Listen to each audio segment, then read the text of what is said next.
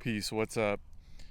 So, this video is going to be my take on the problem of gender based content and how really all it's doing is creating an ideological war zone amongst the genders. So, we have a gender war going on. And really, what the source of it is, people say, like, oh, the government's enforcing it and turning it into a whole reality, which, yeah, the institutions, the politicians, everything of that nature has a big part. But we don't understand how we're contributing to that gender war every day by how we participate in content on the internet. So every click, every like, every subscribe you do to someone that's, pushing out, oh, why women are this way and oh, why men are this way. Really all it's doing is isolating us into our own little corner of the internet, and it becomes like a cult almost, the way that people assemble and the way they get together.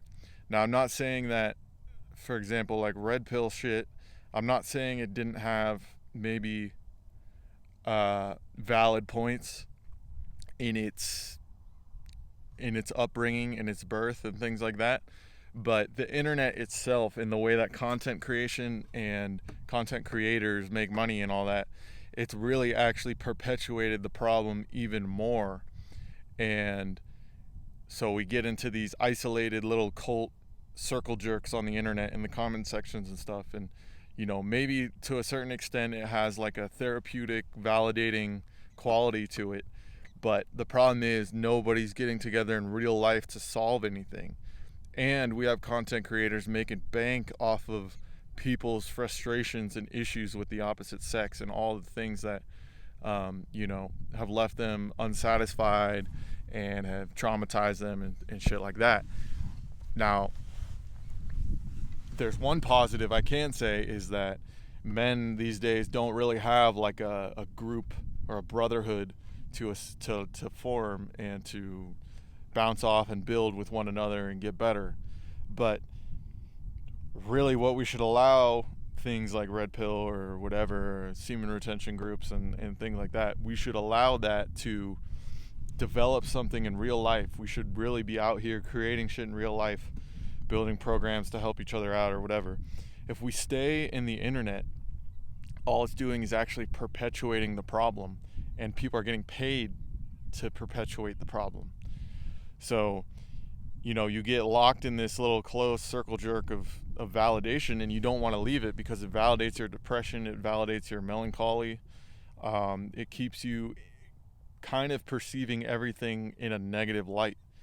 And I'm not saying, like I said, there's valid points in there, but it's almost like beating a dead horse over a certain amount of time. You'll keep every other day the guy's coming out with new content about why women ain't shit and all that. And a lot of the examples they use are like the worst examples possible, and it's trying to prove a point. And at the end of the day, we're going to get to this point where it's actually feeding in, and it is that way now, is we're perpetuating the problem and the agenda of depopulation through all this shit. So not only do you have the gender wars and whatnot, everybody doesn't want to get married, families are too expensive, things of that nature. You got the LGBTQ shit, and no attack or anything like that, but just the more people are into that, the less babies are being born. Facts. And you have the anti-natalism movements and stuff, like, oh, why would I bring a child into this world and whatnot. Sure, there's some valid points, but all this is conglomerating together to create a dysfunctional society where everybody's cold, heartless individuals, don't care about the collective. Everything's about, my worth, and I'm high value, know your worth, and fuck everybody else, and self-improve just for yourself, and who cares about what other people say. And there's truth in that, but they're half truths. We don't have any truths that lead to us building a new community, building a new society. We're all just like, fuck society, I'm gonna do my own thing. Fuck the other gender, I'm gonna do my own thing. And that's really like a temporary solution. We can't stay in that shit forever. And you know, it's really an unfortunate reality in these modern times. I mean, it's really gotten bad the last 10, 20 years, since the internet and then social media in like 2011 or something like that. But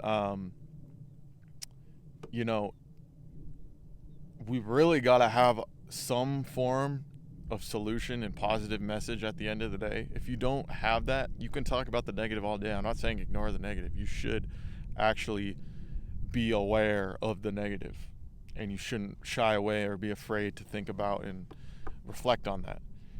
But if we don't end with a positive solution, if we don't end with something in real life, like us trying to compromise, we're just going to end up being hermits on our phones more and more virtual reality. Oh, AI girlfriends, blah, blah, blah.